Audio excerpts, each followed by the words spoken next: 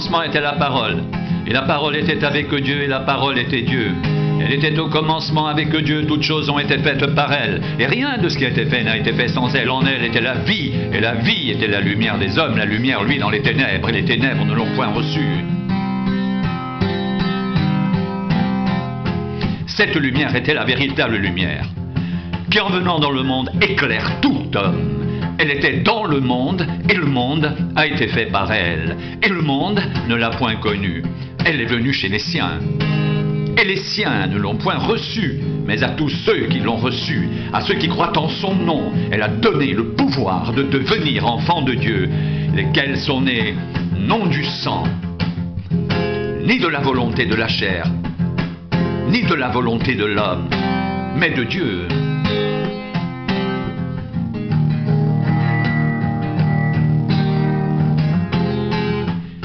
Et la parole a été faite chair, elle a habité parmi nous, pleine de grâce et de vérité, et nous avons contemplé sa gloire, une gloire, comme la gloire du Fils unique venu du Père. Au commencement était la parole, et la parole était avec Dieu, et la parole était Dieu. Elle était au commencement avec Dieu, toutes choses ont été faites par elle, et rien de ce qui a été fait n'a été fait sans elle. En elle était la vie, et la vie était la lumière des hommes. La lumière, lui, dans les ténèbres, et les ténèbres ne l'ont point reçue. Cette lumière était la véritable lumière qui, en venant dans le monde, éclaire tout homme. Elle était dans le monde, et le monde a été fait par elle, et le monde ne l'a point connue. Elle est venue chez les siens, et les siens ne l'ont point reçue, mais à tous ceux qui l'ont reçue, à ceux qui croient en son nom, elle a donné le pouvoir de devenir enfants de Dieu, lesquels sont nés non du sang, ni de la volonté de la chair, ni de la volonté de l'homme, mais de Dieu. Et la parole a été faite chair, elle a habité parmi nous pleine de grâce et de vérité, et nous avons contemplé sa gloire, une gloire, comme la gloire du Fils unique venu du Père. Au commencement était la parole, et la parole était avec Dieu, et la parole était Dieu, elle était au commencement avec Dieu. Toutes choses ont été faites par elle, rien de ce qui a été fait n'a été fait sans elle. En elle était la vie, et la vie était la lumière des hommes. La lumière, lui, dans les ténèbres, et les ténèbres ne l'ont point reçue. Rendez grâce au Père, qui vous a rendu capable d'avoir part à l'héritage des saints dans la lumière, qui nous a délivrés de la puissance des ténèbres et nous a transportés dans le royaume du Fils de son amour, en qui nous avons la rédemption, la rémission des péchés.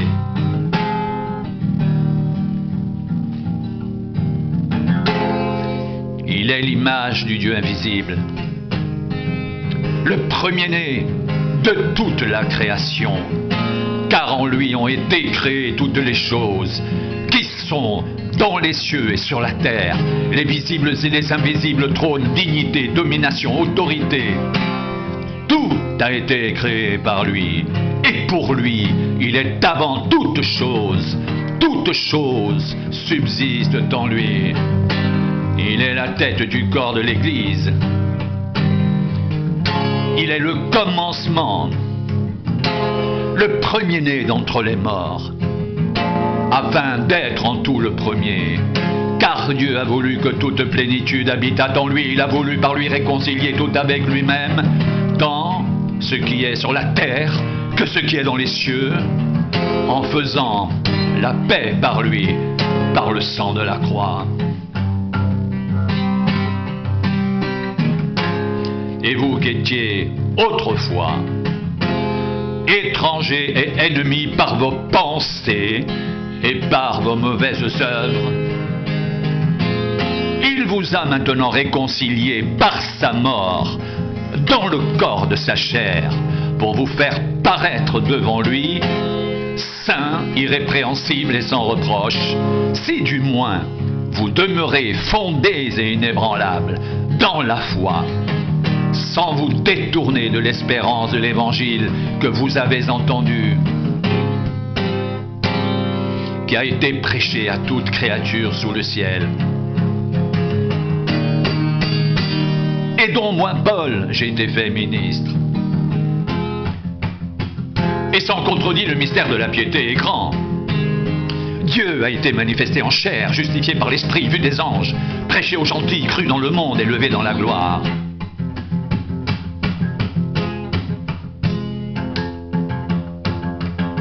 Après avoir autrefois, à plusieurs reprises et de plusieurs manières, parlé à nos pères par les prophètes, Dieu, dans ces derniers temps, nous a parlé par le Fils, qu'il a établi héritier de toutes choses, par lequel il a aussi créé le monde, et qui étant le reflet de sa gloire et l'empreinte de sa personne, et soutenant toutes choses par sa parole puissante, a fait la purification des péchés et s'est assis à la droite de la majesté divine dans les lieux très hauts, devenu d'autant supérieur aux anges qu'il a hérité d'un nom plus excellent que le leur.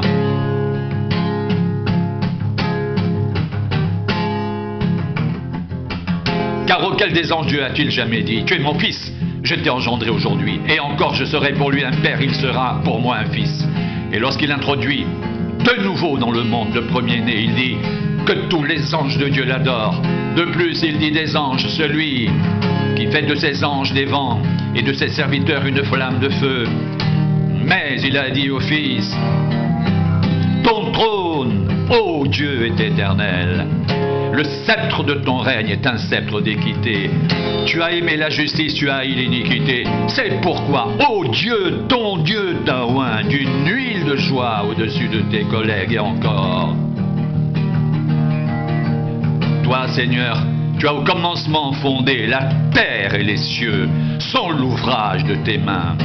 Ils périront, mais tu subsistes. Ils vieilliront tous comme un vêtement. Tu les rouleras comme un manteau. Ils seront changés. Mais toi, tu restes le même. Et tes années ne finiront point. Et auquel des anges a-t-il jamais dit: assieds-toi à ma droite, jusqu'à ce que je fasse de tes ennemis ton marchepied? Ne sont-ils pas tous des esprits au service de Dieu, envoyés pour exercer un ministère en faveur de ceux qui doivent hériter du salut?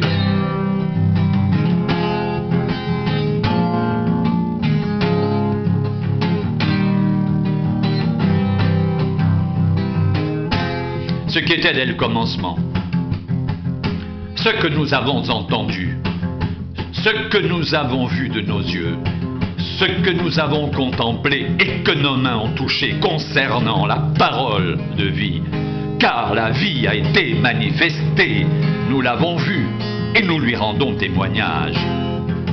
Et nous vous annonçons la vie éternelle qui était auprès du Père et qui nous a été manifestée. Ce que nous avons vu et entendu, nous vous l'annonçons à vous aussi, afin que vous aussi, vous soyez en communion avec nous.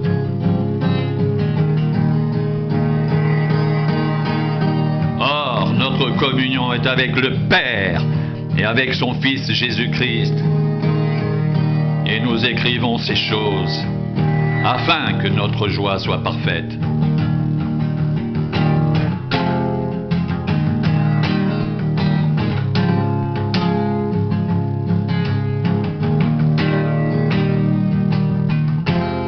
Sans contredit, le mystère de la piété est grand.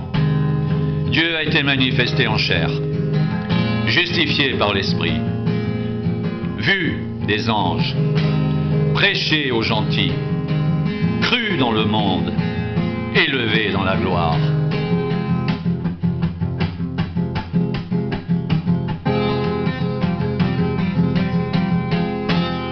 Ce qui était dès le commencement, ce que nous avons entendu, ce que nous avons vu de nos yeux, ce que nous avons contemplé et que nos mains ont touché concernant la parole de vie. Car la vie a été manifestée, nous l'avons vue et nous lui rendons témoignage.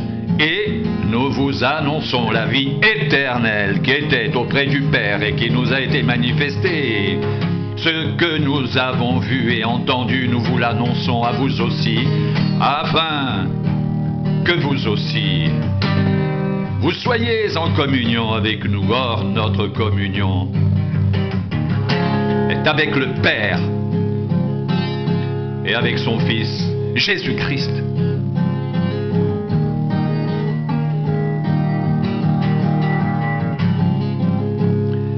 Et nous écrivons ces choses afin que notre joie soit parfaite.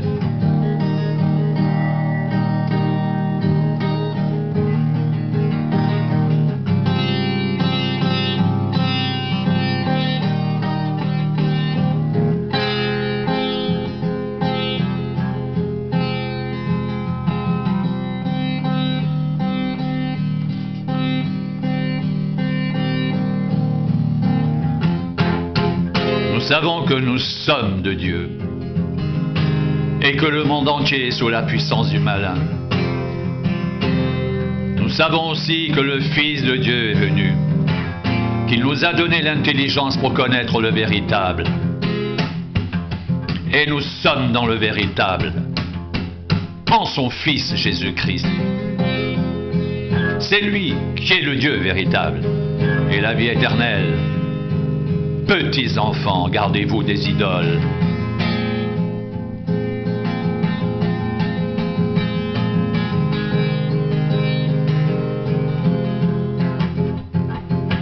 Paul, serviteur de Dieu et apôtre de Jésus-Christ, pour la foi des élus de Dieu et la connaissance de la vérité qui est selon la piété, lesquels reposent sur l'espérance de la vie éternelle, promise dès les plus anciens temps par le Dieu qui ne ment point et qui a manifesté sa parole en son temps, par la prédication qui m'a été confiée, d'après l'ordre de Dieu notre Sauveur. A-t-il, mon enfant légitime, en notre commune foi,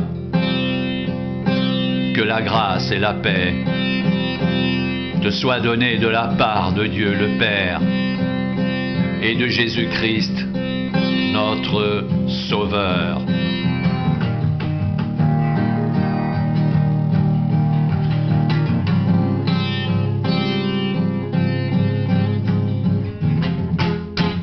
Paul, serviteur de Dieu et apôtre de Jésus-Christ, pour la foi des élus de Dieu et la connaissance de la vérité qui est selon la piété, lesquels reposent sur l'espérance de la vie éternelle, promise dès les plus anciens temps, par le Dieu qui ne ment point et qui a manifesté sa parole en son temps, par la prédication qui m'a été confiée, d'après l'ordre de Dieu notre Sauveur. A-t-il, mon enfant légitime, en notre commune foi, que la grâce et la paix te soient données de la part de Dieu le Père et de Jésus-Christ notre Sauveur. Je dis la vérité en Christ, je ne mens point, ma conscience m'en rend témoignage par le Saint-Esprit. J'éprouve une grande tristesse et j'ai dans le cœur un chagrin continuel, car je voudrais moi-même être anathème et séparé de Christ pour mes frères, mes parents selon la chair, qui sont israélites, à qui appartiennent l'adoption et la gloire et les alliances et la loi et le culte et les promesses et les patriarches, et de qui est issu selon la chair le Christ, qui est au-dessus de toutes choses. Dieu béni éternellement. Amen. Le Christ qui est au-dessus de toutes choses. Dieu béni éternellement. Amen. Le Christ qui est au-dessus de toutes choses. Dieu béni éternellement. Nous rendons grâce à Dieu, le Père de notre Seigneur Jésus-Christ. Et nous ne cessons de prier pour vous, ayant été informés de votre foi en Jésus-Christ et de votre charité pour tous les saints, à cause de l'espérance qui vous est réservée dans les cieux et que la parole de la vérité, la parole de l'Évangile vous a précédemment fait connaître.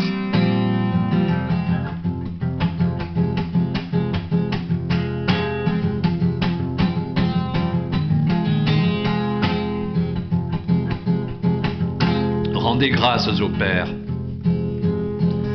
qui vous a rendu capable d'avoir part à l'héritage des saints dans la lumière, qui nous a délivrés de la puissance des ténèbres et nous a transportés dans le royaume du Fils de son amour, en qui nous avons la rédemption, la rémission des péchés.